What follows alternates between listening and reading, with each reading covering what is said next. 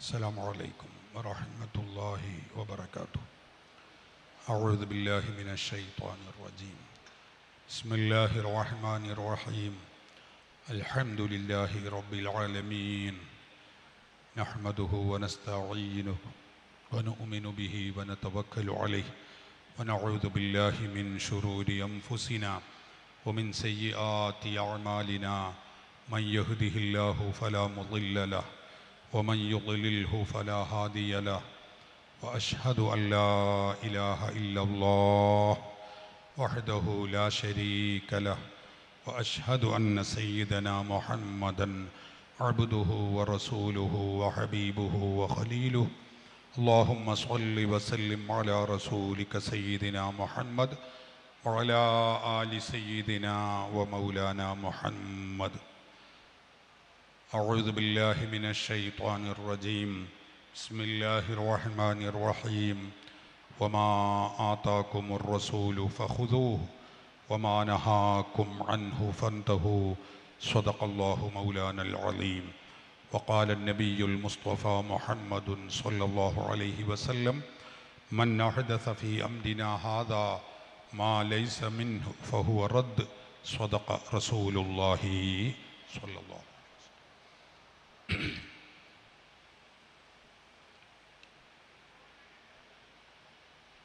SYSൻ്റെ 70-ാം വാർഷിക സമ്മേളന പരിപാടികളുടെ സമാപനത്തോടടുക്കുന്ന ഈ സന്ദർഭത്തിൽ ഈ പ്രതിനിധി സമ്മേളനത്തിൽ അസ്സുന്ന വൽ ബിദ്അ എന്ന വിഷയമാണ് ഇവിടെ ചർച്ച ചെയ്യാനുള്ളത്. അഹ്ലുസുന്ന പ്രസ്ഥാനമെന്ന പാരമ്പര്യ മുസ്ലിമീങ്ങൾ അനുഷ്ഠിച്ചും ആചരിച്ചും വരുന്ന മുഴുവൻ കാര്യങ്ങളെയും ബിദ്അത്ത് അഥവാ അനാചാരമാക്കി മുദ്ര കുത്തുകയും സുന്നത്തിൽ നിന്ന് ബഹുദൂരം അകന്നവരാണെന്ന് പ്രഖ്യാപിക്കുകയും ചെയ്ത് നമ്മെ നരകത്തിലേക്ക് വിടുകയും നരകത്തിൻ്റെ അവകാശികളാണെന്ന് പറഞ്ഞ് ചാപ്പ കുത്തുകയും ചെയ്യുന്ന ദുരന്തകാലത്താണ്, അത്തരം ബിദ്അകൾ പ്രവർത്തിക്കുന്ന കാലത്താണ് നമ്മൾ ഈ വിഷയം ചർച്ച ചെയ്യുന്നതെന്ന ഓർമ്മ പഠിതാക്കളായ ശ്രോതാക്കളായ നിങ്ങൾക്കെല്ലാവർക്കും ഉണ്ടായിരിക്കണം. വളരെ വിശാലമായ ഒരു വിഷയമാണ്. ചുരുങ്ങിയ വാക്കുകളിൽ വിഷയത്തിൻ്റെ ചില ഭാഗങ്ങളെ സ്പർശിച്ച് ഞാൻ വിടവാങ്ങാം. അസുന്ന എന്ന് പറയുമ്പോൾ സുന്നത്ത് എന്ന പദത്തിന് 4 അർത്ഥതലങ്ങളുണ്ട്. ഒന്ന്, സുന്നത്ത് എന്ന് പറയും മാ ഖാബലൽ ഖുർആൻ. നമ്മൾ ഖുർആനിൻ്റെ ഓപ്പോസിറ്റ് ഉള്ളതിന് സുന്നത്ത് എന്ന് പറയും. ഉദാഹരണം ഖുർആനും സുന്നത്തും എന്ന് പറയും. അതാണ് ഇസ്ലാമിൻ്റെ അടിസ്ഥാന തത്വങ്ങൾ എന്നൊക്കെ നമ്മൾ പറയാറുണ്ട്. അപ്പോൾ ഖുർആനിൻ്റെ ഓപ്പോസിറ്റ് ഉള്ളത് എന്ന അർത്ഥത്തിന് സുന്നത്ത് എന്ന് പറയും. അതുപോലെ വാജിബ് ഫർള് എന്നതിൻ്റെ ഓപ്പോസിറ്റിലായി സുന്നത്ത് എന്ന് പറയും. അത് ഉളുവിൽ മുഖം കഴുകൽ അത് വാജിബാണ്, ഫർളാണ്, അല്ലേ?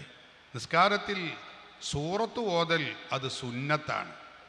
ആ സുന്നത്ത് നമ്മൾ പറയുന്നത് മന്ദൂബ്, അതായത് എടുത്താൽ കൂലി കിട്ടുന്നതും ഉപേക്ഷിച്ചാൽ ശിക്ഷയില്ലാത്തതുമായ കാര്യമാണ് എന്ന അർത്ഥത്തിന് സുന്നത്ത് എന്ന് പറയും.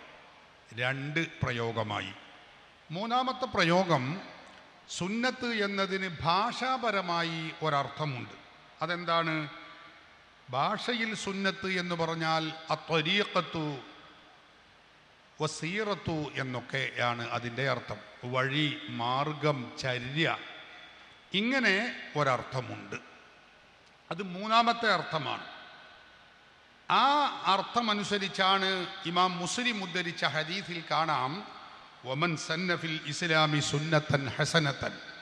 ആരെങ്കിലും ഇസ്ലാമിൽ ഒരു നല്ല ഒരു ചര്യ നടപ്പിലാക്കിയാൽ ഫഉമില ബിഹാ ബഅദഹു, അതനുസരിച്ച് പിന്നീട് ആളുകളൊക്കെ പ്രവർത്തിക്കുകയും ചെയ്താൽ കുതിബലഹു മിസ്ലു അജ്രി മൻ അമില ബിഹാ, എന്ന് തുടങ്ങുന്ന ഹദീസ് നമുക്കെല്ലാവർക്കും അറിയാം.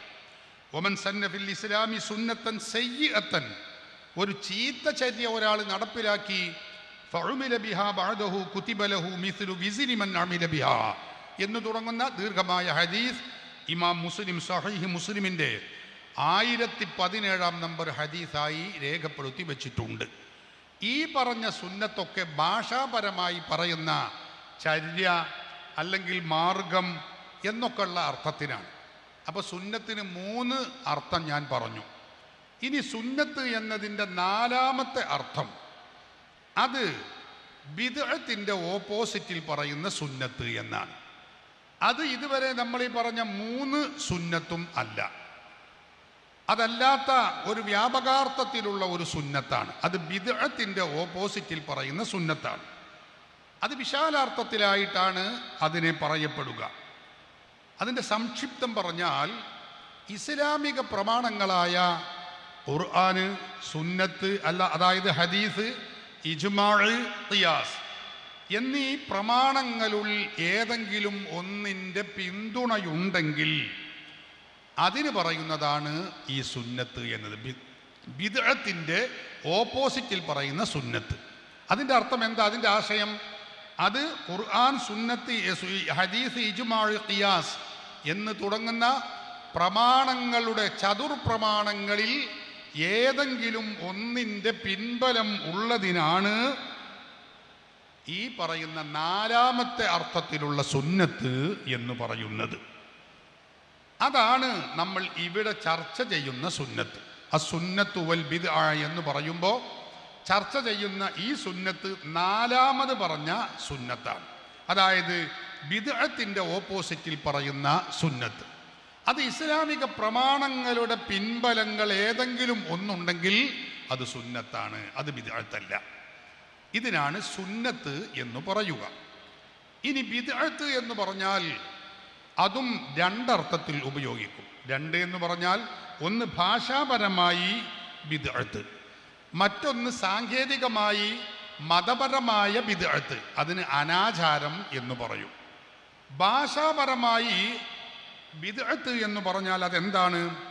പുതുതായി ഉണ്ടാകുന്ന ഏത് കാര്യങ്ങളുണ്ടോ അതിനെയൊക്കെ തന്നെയും ബിദ്അത്ത് എന്നാണ് പറയുക. ലിസാനുൽ അറബ് എന്ന ഭാഷാ ഗ്രന്ഥം എടുത്ത് പരിശോധിച്ചാൽ കാണാം, ഹിയ കുല്ലു മുഹ്ദസ, പുതിയതായി ഉണ്ടായ എല്ലാ കാര്യങ്ങൾക്കും അത് ബിദ്അത്ത് എന്ന് അറബിയിൽ പറയും. പുതിയത് എന്നർത്ഥം.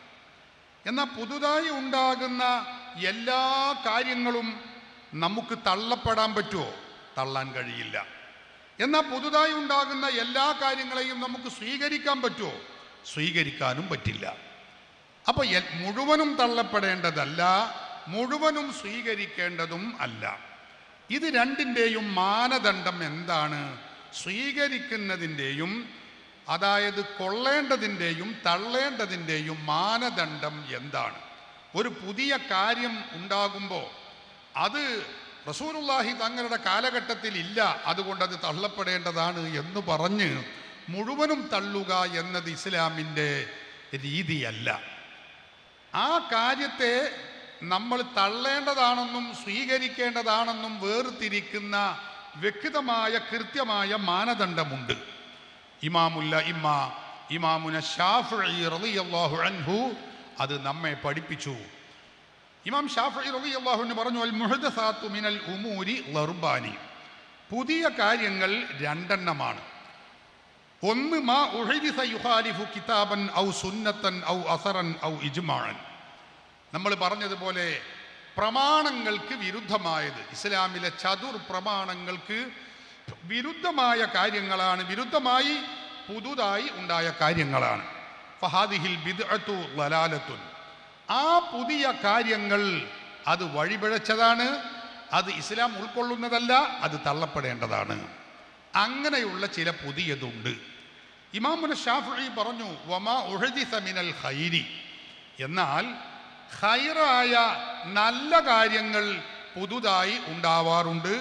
സമൂഹത്തിൽ അല്ലെങ്കിൽ ഓരോ കാലത്തും പുതിയ പുതിയ നല്ല കാര്യങ്ങൾ, സുഹൃതങ്ങൾ ഉണ്ടാവാറുണ്ട്. ലാ ഖിലാഫ ഫീഹി ലിവാഹിദിൻ മിൻ ഹാദാ, ഇസ്ലാമിക പ്രമാണങ്ങൾ ഖുർആൻ, സുന്നത്ത്, ഇജ്മാ, ഖിയാസ് ഉൾക്കൊള്ളുന്ന പ്രമാണങ്ങളിൽപ്പെട്ട ഒന്നിനോടും അവ എതിരായിട്ടില്ല. അങ്ങനെയുള്ള നല്ല കാര്യങ്ങളുണ്ട്. ഫഹാദിഹി മുഹ്ദസത്തുൻ ഗൈറു മദ്മൂമ, അത് ആക്ഷേപാർഹമല്ലാത്ത പുതിയ കാര്യമാകുന്നു, അത് പുതിയ നല്ല കാര്യമാകുന്നു എന്ന് ഇമാം ഷാഫിഈ റളിയല്ലാഹു അൻഹു പറഞ്ഞത് ഇമാം ബൈഹഖി അവിടുത്തെ മനാഖിബു ഷാഫിഈ എന്ന ഗ്രന്ഥത്തിന്റെ 1-ാമത്തെ വാള്യം 468-ാമത്തെ പേജിൽ രേഖപ്പെടുത്തി വെച്ചിട്ടുണ്ട്. ഇതിൽ നിന്ന് നമ്മൾ മനസ്സിലാക്കേണ്ടത് ഏതൊരു കാലത്തും പുതിയ ഒരു സംവിധാനം ഇസ്ലാമിൽ വരുമ്പോഴേക്ക് അതിനെ തള്ളപ്പെടേണ്ടതല്ല, അതിനെ കൈയൊഴിക്കേണ്ടതും അല്ല. മറിച്ച് ഇസ്ലാമിക പ്രമാണങ്ങളെ പരിശോധിച്ചുകൊണ്ടാണ്, നോക്കിക്കൊണ്ടാണ്, മാറ്റുരച്ചുകൊണ്ടാണ് അത് കൊള്ളേണ്ടതാണോ തള്ളേണ്ടതാണോ എന്ന് വിലയിരുത്തേണ്ടത്.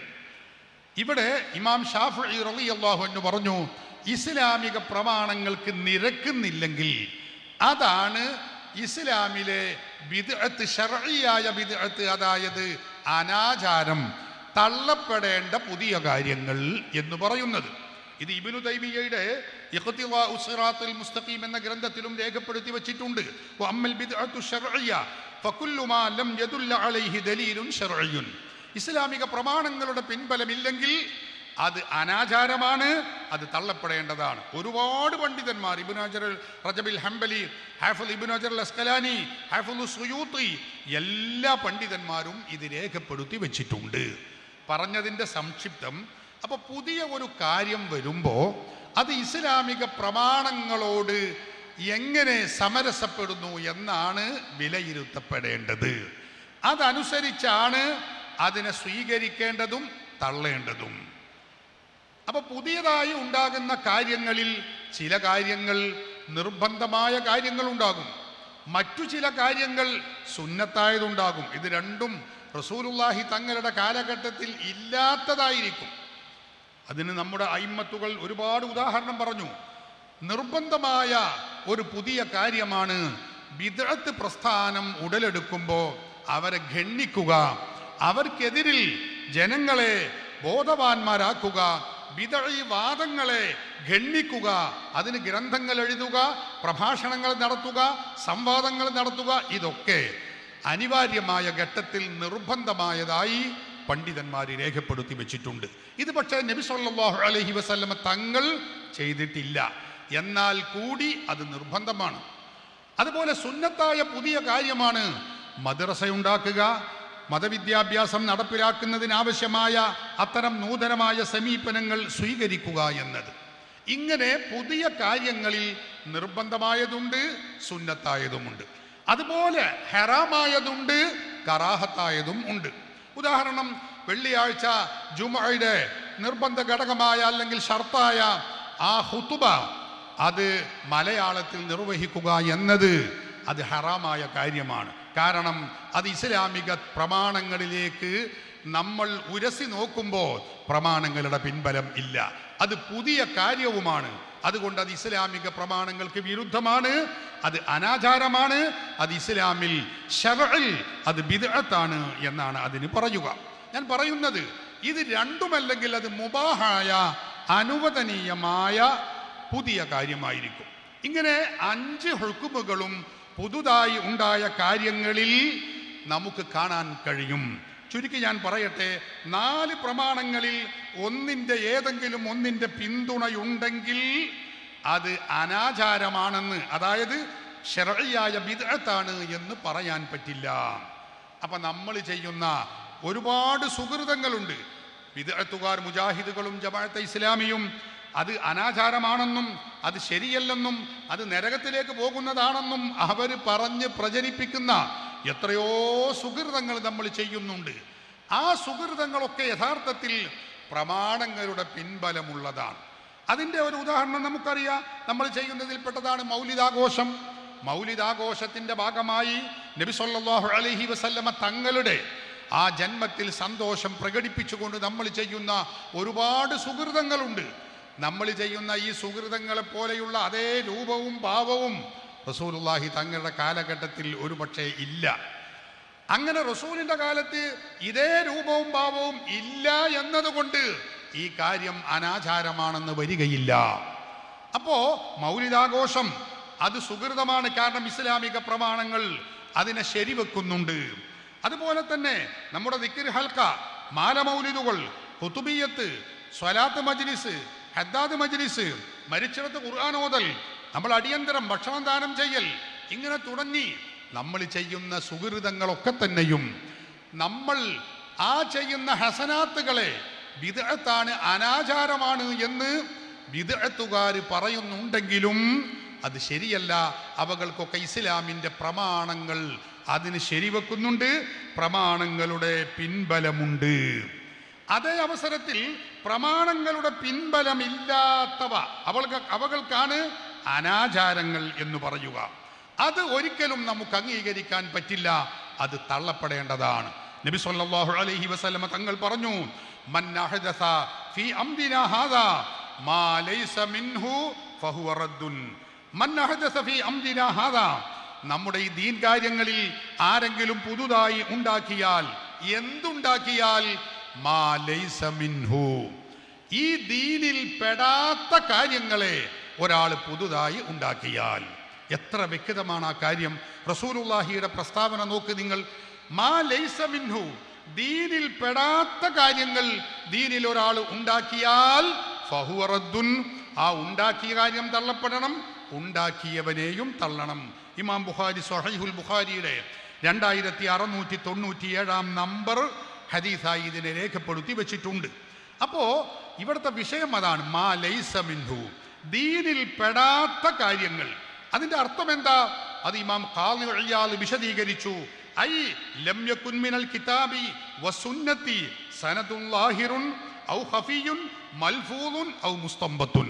പരിശുദ്ധ ഖുർആനിലോ തിരുസുന്നത്തുകളിലോ വ്യക്തമായതോ വാചികമായതോ അല്ലെങ്കിൽ ഗോപ്യമായതോ ഗവേഷണപരമായതോ ആയ ഒരു നിലക്കുള്ള അവലംബവും ഇല്ലാത്ത പുതിയ കാര്യമാണെങ്കിൽ ഫഹുവ റദ്ദുൻ, അതിനെ തള്ളപ്പെടണം എന്നാണ് ആ പറഞ്ഞതിൻ്റെ അർത്ഥം. ഉദാഹരണം പറഞ്ഞാൽ, നമ്മൾ നേരത്തെ പറഞ്ഞു ആ ഖുതുബ മലയാളത്തിൽ നിർവഹിക്കുക എന്നത്, അതിന് ഇസ്ലാമിക പ്രമാണങ്ങളുടെ പിൻബലമില്ല. നബി സല്ലല്ലാഹു അലൈഹി വസല്ലമ ചെയ്തിട്ടില്ല, സ്വഹാബത്ത് ചെയ്തിട്ടില്ല, എല്ലാം നമുക്കറിയാം. പൂർവീകരായി 13.5 നൂറ്റാണ്ട് കാലം മുസ്ലിമീങ്ങൾ ചെയ്തിട്ടില്ലാത്ത കർമ്മമാണ് ജുമുഅയുടെ ഖുതുബ മലയാളത്തിൽ നിർവഹിക്കുക എന്നത്. ഇത് ഒരു നിലക്കും പ്രമാണങ്ങളുടെ പിൻബലമില്ല എങ്കിൽ ഫഹുവ റദ്ദുൻ, അത് തള്ളപ്പെടേണ്ടതാണ്. അതുപോലെ അള്ളാഹുവിനെ കുറിച്ചുള്ള തെറ്റായ വിശ്വാസം വെച്ചു പുലർത്തുക. അള്ളാഹുവിന് കൈയുണ്ട്, കാലുണ്ട്, അവയവങ്ങളുണ്ട്, സൃഷ്ടികൾക്ക് സമാനമായി നമ്മൾ പറയുന്ന എന്തെല്ലാം ഉണ്ടോ അതൊക്കെ അള്ളാഹുവിനെ കുറിച്ച് പ്രയോഗിക്കുക, വിശേഷിപ്പിക്കുക എന്നത് കടുത്ത തെറ്റാണ്, വലിയ ബിദ്അത്താണ്. മഖബറയിലേക്ക് സിയാറത്തിന് ദുആർക്കാൻ വേണ്ടി പോകുമ്പോൾ, അവിടെ ചെന്ന് ബറക്കത്തെടുക്കാൻ വേണ്ടി പോകുമ്പോൾ അത് ശിർക്കാണെന്ന വാദം, അത് കടുത്ത ബിദ്അത്താണ്. ഇസ്ലാമിന്റെ പ്രമാണങ്ങളുടെ പിൻബലമില്ല, അത് തെറ്റാണെന്ന് പറയാൻ പിൻബലമില്ല. അതുപോലെ നബി സല്ലല്ലാഹു അലൈഹി വസല്ലമ തങ്ങളെ വിളിച്ച് ഇസ്തിഗാസ ചെയ്യുക എന്ന കർമ്മം അത് സുഹൃതമാണെന്ന് എല്ലാ ഇമാമുകളും പറഞ്ഞതും ചെയ്തതുമാണ്. അത് ശിർക്കാണ് എന്ന് പറയുന്ന വാദം, അതിന് പ്രമാണങ്ങളുടെ പിൻബലമില്ല. ഞാൻ പറയുന്നത് അതൊക്കെയാണ് ഈ പറഞ്ഞ മാ ലൈസ മിൻഹു, ഇസ്ലാമിൽ ഇല്ലാത്ത പുതിയ ഒരു വാദം കൊണ്ടുവരിക എന്നത് അത്തരം ഉദാഹരണങ്ങളാണ്. സഹോദരങ്ങളെ, അങ്ങനെ ഒരാൾ ചെയ്താൽ ഫഹുവ റദ്ദുൻ, അത് തള്ളപ്പെടേണ്ടതാകുന്നു. അതേ അവസരത്തിൽ കേരളത്തിലെ ബിദ്അകൾ അഹ്ലുസുന്നത്തി വൽ ജമാഅത്താകുന്ന നമ്മൾ ചെയ്യുന്ന ഏത് ആചാരങ്ങളും ആശയങ്ങളുണ്ടോ അതൊക്കെ നമ്മുടെ അയിമ്മത്തുകൾ, നമ്മുടെ ഫുഖഹാക്കൾ അവരുടെ കിതാബുകളിൽ രേഖപ്പെടുത്തി വെച്ചിട്ടുള്ളതാണ്. അതൊന്നും ഇസ്ലാമികമായി സ്വീകരിക്കാൻ പറ്റില്ലെന്നും അവലംബിക്കാൻ പറ്റില്ലെന്നും അത് അനാചാരമാണെന്നും പറഞ്ഞുകൊണ്ട് മുജാഹിദ് മൗലവിമാർ എത്രയോ പുസ്തകങ്ങൾ എഴുതിയിട്ടുണ്ട്. യഥാർത്ഥത്തിൽ അത് അവർ ചിന്തിക്കാത്തത് കൊണ്ടാണ്. കാരണം ഇമാമിയങ്ങൾ പറഞ്ഞ ഏത് മസ്അലകളുണ്ടോ, വിഷയങ്ങളുണ്ടോ അതൊക്കെ പ്രമാണബദ്ധമാണ്. ഇമാം ഷഅറാനി തൻ്റെ കിതാബിൻ്റെ അൽ മീസാനുൽ കുബ്ര എന്ന ഗ്രന്ഥത്തിൻ്റെ 1-ാമത്തെ വാള്യം 35-ാമത്തെ പേജിൽ രേഖപ്പെടുത്തി വെച്ചത് നമുക്ക് കാണാം. മാ സമ്മ ഖൗലുൻ മിൻ അഖ്വാലിൽ ഉലമായി, പണ്ഡിതന്മാർ പറഞ്ഞ ഏതൊരു അഭിപ്രായമുണ്ടോ അത് ഇല്ലാ വഹുവ മുസ്തനിദുൻ ഇലാ അസ്ലിൻ മിൻ ഉസൂലി ശരീഅ, ശരീഅത്തിന്റെ ഏതെങ്കിലും ഒരു അടിസ്ഥാനത്തിലേക്ക് അവലംബിച്ചുകൊണ്ടല്ലാതെ പണ്ഡിതന്മാർ ഇമാമുകൾ പറഞ്ഞ ഒരു ഖൗലും നമുക്ക് കണ്ടെത്താൻ കഴിയില്ല. ലിഅന്ന ദാലികൽ ഖൗല, ആ പറയുന്ന ഇമാമുമാർ പറയുന്ന ആ വാക്ക് ഇമ്മാ അയകൂന റാജിഅൻ ഇലാ ആയത്തിൻ, ഒന്നുകിൽ അത് ആയത്തിലേക്ക് അവലംബിച്ചതാവാം, ഔ ഹദീസിൻ അല്ലെങ്കിൽ ഹദീസ്, ഔ അസറിൻ അല്ലെങ്കിൽ അസർ, ഔ ഖിയാസിൻ സഹീഹിൻ അലാ അസ്ലിൻ സഹീഹിൻ, ശരിയായ ഖിയാസിലേക്ക്, ഇങ്ങനെ ഏതെങ്കിലും ഒരു പ്രമാണത്തിലേക്ക് അവലംബിച്ചുകൊണ്ടല്ലാതെ മടങ്ങിയിട്ടുള്ളതല്ലാത്ത ഒരൊറ്റ ഖൗലും ഇമാമുകളേത് കണ്ടെത്താൻ കഴിയില്ല എന്നാണ് മഹാരഥന്മാരായ പണ്ഡിത വരേണ്യന്മാര് അതിനെക്കുറിച്ച് പഠിച്ച് അവർ വ്യക്തമായി കൃത്യമായി അന്വേഷണം നടത്തി അവർ രേഖപ്പെടുത്തി വെച്ചിട്ടുള്ളത്. ഇമാം ഷഹറാനി ആ ഗണത്തിൽപ്പെട്ട പ്രമുഖ പണ്ഡിതനാണ്. സഹോദരങ്ങളെ, അതുകൊണ്ട് തന്നെ നമ്മുടെ ഇമാമുമാർ നമ്മുടെ കിതാബുകളിൽ പറഞ്ഞ വിഷയങ്ങൾ ഏതേതുണ്ടോ അതൊന്നും ബിദ്അത്തല്ല, അത് ബിദ്അത്താണ് എന്ന് പറയുന്ന വാദവും ശരിയല്ല. നമ്മുടെ രാജ്യത്തെ ബിദ്അത്തുകാർ പറയുന്നത് എന്താണ്? നബി സല്ലല്ലാഹു അലൈഹി വസല്ലമ തങ്ങൾ ചെയ്തത് മാത്രമേ സ്വീകരിക്കാവൂ, അതല്ലാത്തതൊക്കെ ബിദ്അത്താണ് എന്ന വളരെ പിന്തിരിപ്പൻ വാദമാണ് കേരളത്തിൽ നമ്മുടെ രാജ്യത്തെ ബിദ്അത്തുകാർ പറഞ്ഞുകൊണ്ടിരിക്കുന്നത്. ഈ വാദം നബി സല്ലല്ലാഹു അലൈഹി വസല്ലമ തങ്ങൾ ചെയ്തത് മാത്രമേ സ്വീകരിക്കൂ എന്ന ഈ വാദം യഥാർത്ഥത്തിൽ മുസ്ലിം സമുദായത്തെ പിറകോട്ട് വലിക്കുന്ന ഒരു വാദമാണ്. പുതിയ വിഷയങ്ങളോടും പുതിയ സംരംഭങ്ങളോടും പുറംതിരിഞ്ഞു നിൽക്കുന്ന ഒരു വാദമാണ് ബിദ്അത്തുകാരുടെ ഈ വാദം. നിങ്ങൾക്കറിയോ, അതുകൊണ്ട് അവർ യഥാർത്ഥത്തിൽ അവരെക്കുറിച്ച് ഉൽപ്പതിഷ്ണുക്കൾ എന്ന് പറയാൻ പറ്റില്ല. പഴയ കാലത്തൊക്കെ അങ്ങനെ പറഞ്ഞിരുന്നു, ഉൽപ്പതിഷ്ണുക്കൾ, അതിൻ്റെ അർത്ഥം പുരോഗമനവാദികൾ എന്നൊക്കെയാണ്. അത് യഥാർത്ഥത്തിൽ ഇന്നത്തെ ബിദ്അത്തുകാരെ കുറിച്ച് പറയാൻ പറ്റില്ല. അവർ ഉൽപ്പതിഷ്ണുക്കളല്ല, യഥാർത്ഥത്തിൽ അധോധിഷ്ണുക്കളാണ്. അവർ പുരോഗമനത്തിലേക്ക് പോകുന്നവരല്ല, താഴോട്ട് അധോധിഷ്ണുക്കൾ എന്നാണ് മലയാളത്തിൽ അവരെ കുറിച്ച് പറയേണ്ടത്. എന്താണ് കാരണം? നബി സല്ലല്ലാഹു അലൈഹി വസല്ലമ തങ്ങൾ ചെയ്തത് മാത്രമേ ചെയ്യാവൂ, സ്വീകരിക്കാവൂ എന്ന് പറഞ്ഞാൽ അള്ളാഹുവിൻ്റെ റസൂലിൻ്റെ കാലത്ത്, ഞാൻ ചില ഉദാഹരണങ്ങൾ പറയാം. റസൂലുള്ളാഹി തങ്ങളുടെ കാലത്ത് നിസ്കരിക്കാൻ വേണ്ടിയുള്ള സൗകര്യത്തിൽ 2, 3, 4 ഒക്കെ തട്ടുകളുള്ള പള്ളികൾ റസൂലുള്ളാഹി തങ്ങളുടെ കാലത്തുണ്ടോ? ഒരിക്കലുമില്ല. മതപഠനത്തിന് വേണ്ടി മദ്രസകൾ, കോളേജുകൾ എന്ന സംവിധാനം അള്ളാഹുവിൻ്റെ റസൂലിൻ്റെ കാലത്തുണ്ടോ? ഒരിക്കലും ഇല്ലല്ലോ. വിജ്ഞാന പ്രചരണത്തിന് മാസികകളും വാരികകളും പത്രങ്ങളും ഒക്കെ ഉള്ള സംവിധാനം അത് നബി സല്ലല്ലാഹു അലൈഹി വസല്ലമ തങ്ങളുടെ കാലത്തില്ല. നമ്മുടെ ഇന്നത്തെ കാലത്ത് വ്യാപകമായി നമ്മൾ ഉപയോഗിച്ചു കൊണ്ടിരിക്കുന്ന ഓൺലൈൻ ദഅവ, ആ സംവിധാനങ്ങൾ നബി സല്ലല്ലാഹു അലൈഹി വസല്ലമ തങ്ങളുടെ കാലത്തില്ല. മദ്രസ പാഠപുസ്തകങ്ങൾ, അല്ലേ, സിലബസുകൾ, ഇതിലൊക്കെ ഉള്ള ഗ്രന്ഥങ്ങൾ, ഇതൊക്കെ റസൂലുള്ളാഹി സ്വല്ലല്ലാഹു അലൈഹി വസല്ലമ തങ്ങളുടെ കാലത്തുണ്ടോ? ഒരിക്കലും ഇല്ല.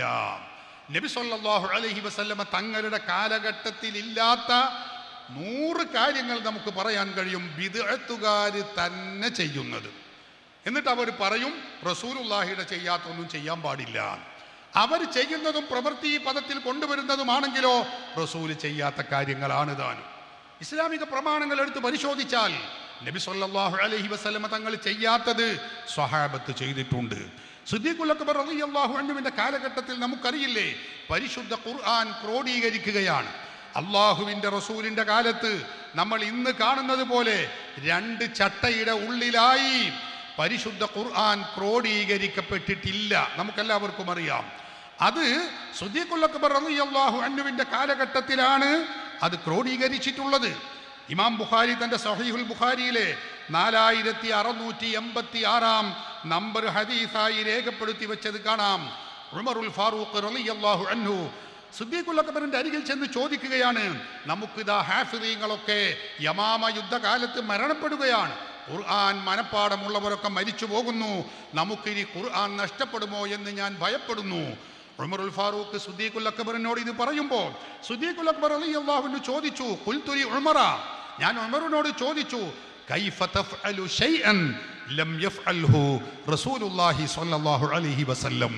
അല്ലാഹുവിൻ്റെ റസൂൽ ചെയ്യാത്ത ഒരു കാര്യം എങ്ങനെയാണ് ഉമറേ നിങ്ങൾ ചെയ്യുക എന്ന് സിദ്ദീഖുൽ അക്ബർ റളിയല്ലാഹു അൻഹു ഉമറുൽ ഫാറൂഖിനോട് ചോദിക്കുകയാണ്. റസൂലുള്ളാഹി ചെയ്തിട്ടില്ല, പിന്നെ നമ്മളത് എങ്ങനെ ചെയ്യും? അപ്പോൾ ഉമറുൽ ഫാറൂഖിന്റെ മറുപടി ഖാല ഉമറുൽ ഫാറൂഖ് പറഞ്ഞു, ഹാദാ വല്ലാഹി ഖൈർ. റസൂലുള്ളാഹി ഇത് ചെയ്തിട്ടില്ലെങ്കിലും ഇത് ഖൈറായ കാര്യമാണ്, അല്ലാഹുവിനെ തന്നെയാണ് സത്യം. വല്ലാഹി ഹാദാ വല്ലാഹി ഖൈർ, ഇത് ഖൈറായ നല്ല ഏറ്റവും നല്ല ഒരു കാര്യമാണ്. അതുകൊണ്ട് നമുക്കിത് ചെയ്യാമെന്നല്ല ചെയ്യണമെന്നാണ് ഉമറുൽ ഫാറൂഖ് റളിയല്ലാഹു അൻഹു പഠിപ്പിക്കുന്നത്. പരിശുദ്ധ ഖുർആൻ പറഞ്ഞു, ഫഫ്അലുൽ ഖൈറ ലഅല്ലക്കും തുഫ്ലിഹൂൻ. ഖൈറായ കാര്യം നിങ്ങൾ ചെയ്യണം, എന്നാൽ നിങ്ങൾക്ക് വിജയിക്കാൻ കഴിയും. അപ്പൊ നോക്കൂ, റസൂലുള്ളാഹി തങ്ങൾ ചെയ്യാത്ത കാര്യം സിദ്ദീഖുൽ അക്ബറിന്റെ കാലത്ത് ചെയ്യുന്നു. ഖുർആൻ 2 ചട്ടയുടെ ഉള്ളിൽ 30 ജുസും ക്രോഡീകരിക്കുന്നു. ഇനി സിദ്ദീഖുൽ അക്ബർ റളിയല്ലാഹു അൻഹു ചെയ്യാത്ത കാര്യം ഉമറുൽ ഫാറൂഖ് റളിയല്ലാഹു അൻഹു ചെയ്യുന്നു. ഒരേ ഒരു ഇമാമിന്റെ കീഴിൽ പതിവായി ഒരു മാസക്കാലം മുഴുവനും റമദാൻ മാസം 20 റക്അത്ത് തറാവീഹ് ഒരൊറ്റ ഇമാമിന്റെ കീഴിൽ സംഘടിതമായി പതിവായ സ്വഭാവത്തിൽ നടപ്പിലാക്കുന്നു എന്നത് സിദ്ദീഖുൽ അക്ബറിന്റെ കാലത്ത് ഇല്ലാത്ത ഒരു സുകൃതമാണ്. സിദ്ദീഖുൽ അക്ബറിന്റെ കാലത്ത് പലരും വരുന്നു, ഓരോരുത്തരും ഓരോ ജമാഅത്ത് നിർവഹിക്കുകയാണ്. അപ്പോ ഉമറുൽ ഫാറൂഖ് റളിയല്ലാഹു അൻഹു സിദ്ദീഖുൽ അക്ബറിന്റെ കാലത്ത് ഇല്ലാത്തത് ചെയ്യുന്നു. ഉമറുൽ ഫാറൂഖിന്റെ കാലത്ത് ഇല്ലാത്തത് ഉസ്മാൻ ഇബ്നു അഫ്ഫാൻ റളിയല്ലാഹു അൻഹു ചെയ്യുന്നു. അതെന്താ? ഇസ്ലാമിൽ 2 ബാങ്ക് ജുമുഅക്ക് നടപ്പിലാക്കുന്നു. എന്താ കാരണം? ഉമറുൽ ഫാറൂഖിന്റെയും സിദ്ദീഖുൽ അക്ബറിന്റെയും കാലഘട്ടത്തിൽ ഇല്ലാത്ത പ്രത്യേക സാഹചര്യം വന്നു. മുസ്ലിമീങ്ങൾ മദീനയുടെ പ്രാന്ത പ്രദേശങ്ങളിൽ വരെ തിങ്ങി താമസിക്കാൻ തുടങ്ങി. ജുമഅയിലേക്ക് എത്താൻ അല്പം വൈകിയപ്പോ ഉസ്മാൻ ഇബ്നു അഫ്ഫാൻ റളിയല്ലാഹു അൻഹു രണ്ടാമതൊരു ബാങ്ക് കൂടി നടപ്പിലാക്കുന്നു. ജുമഅക്ക് 2 ബാങ്ക് നടപ്പിലാക്കി. സഹോദരങ്ങളെ, ഇങ്ങനെ നമ്മൾ ചിന്തിക്കുമ്പോൾ മുമ്പില്ലാത്ത ഒരുപാട് ഖൈറായ കാര്യങ്ങൾ സിദ്ദീഖുൽ അക്ബർ അല്ലെങ്കിൽ മറ്റു സ്വഹാബികൾ, ഖലീഫമാർ അവർ നടപ്പിലാക്കിയത് ഇസ്ലാമിക ചരിത്രത്തിൽ കാണാൻ കഴിയും. അതൊക്കെ അനാചാരമാണോ? അത് ബിദ്അത്താണോ? അല്ല. എന്താ കാരണം? അതിനൊക്കെ ഇസ്ലാമിന്റെ പ്രമാണങ്ങളുടെ പിൻബലമുണ്ട്.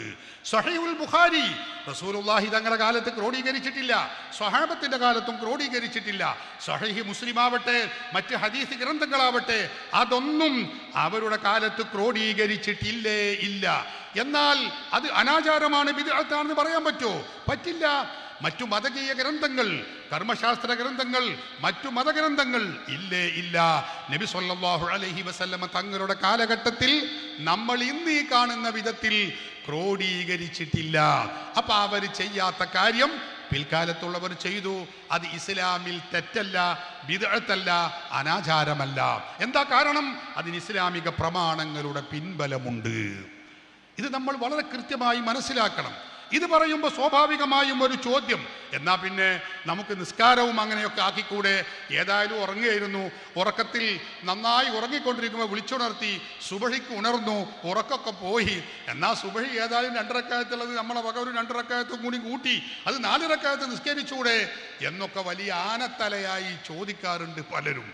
സഹോദരങ്ങളെ, അത് നമുക്ക് പറ്റില്ല. അതെന്താ കാരണം? അങ്ങനെ കൂട്ടാനും കുറക്കാനും പറ്റാതിരിക്കാനുള്ള കാരണം ഇസ്ലാമിലെ സുഹൃതങ്ങൾ, പുണ്യകർമ്മങ്ങൾ 2 രൂപത്തിലാണ്. ഒന്ന്, അള്ളാഹുവിൻ്റെ റസൂൽ ശാരിഅ്, അള്ളാഹുവും അള്ളാഹുവിൻ്റെ റസൂലും കൃത്യവും വ്യക്തവുമായി നമ്മളെ പഠിപ്പിച്ചിട്ടുള്ള കാര്യമാണ്. അതിൽ മാറ്റാൻ പറ്റില്ല, കുറക്കാൻ പറ്റില്ല, ഒന്നും പറ്റില്ല. ഉദാഹരണം 5 വക്ത് നിസ്കാരം തന്നെ. ആ 5 വക്ത് നിസ്കാരം ഓരോന്നിനും കൃത്യമായി ഇത്ര റക്അത്ത്, ഇന്ന രൂപം, ഇന്ന ശൈലി എന്ന് അള്ളാഹുവും റസൂലും നമ്മളെ പഠിപ്പിച്ചിട്ടുണ്ട്. അതിൽ നമുക്ക് ഒന്നും ഭേദഗതി ചെയ്യാൻ പറ്റില്ല. ആ കൃത്യതയോടെ തന്നെ അത് നിർവഹിക്കണം. ഉദാഹരണങ്ങൾ നീട്ടാൻ എനിക്ക് സമയമില്ല. ഇനി രണ്ടാമത്തെ ഒരു കാര്യമുണ്ട്. അത് അള്ളാഹുവും റസൂലും ഇതുപോലെ നമ്മളെ പഠിപ്പിച്ചിട്ടില്ല എന്ന് പറഞ്ഞാൽ ഇങ്ങനെ തന്നെ ചെയ്യാവൂ എന്ന് പറഞ്ഞിട്ടില്ല. മറിച്ച് അതൊരു സുഹൃതമാണ്, അത് നിങ്ങൾ അങ്ങ് ചെയ്തോളൂ എന്നേ പറഞ്ഞിട്ടുള്ളൂ. ഒരു ഉദാഹരണം, സല്ലു അലൻ നബി യാ അയ്യുഹല്ലദീന ആമനൂ സല്ലു. ഓ സത്യവിശ്വാസികളെ, നിങ്ങൾ സ്വലാത്ത് ചൊല്ലുവീൻ. നബി സല്ലല്ലാഹു അലൈഹി വസല്ലമ തങ്ങളുടെ പേരിൽ നിങ്ങൾ സ്വലാത്തും സലാമും ചൊല്ലുവീൻ എന്ന് ഖുർആൻ പഠിപ്പിക്കുന്നു.